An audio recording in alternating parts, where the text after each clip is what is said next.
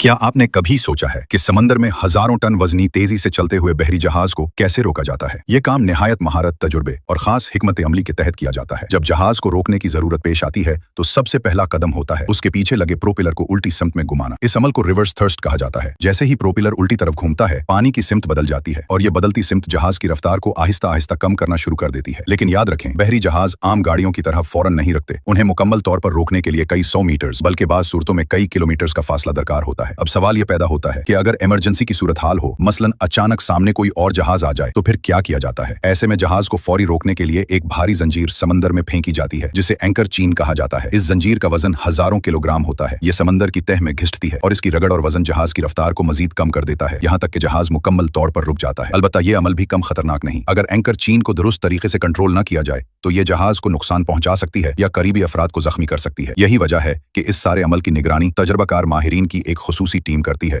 जो लम्हा बलम्हा जहाज की रफ्तार, पानी की गहराई, हवा की शिद्दत और दीगर अहम अवामिल को मद्देनजर रखकर फैसला करती है कि जहाज को कब, कैसे और किस रफ्तार से रोका जाए।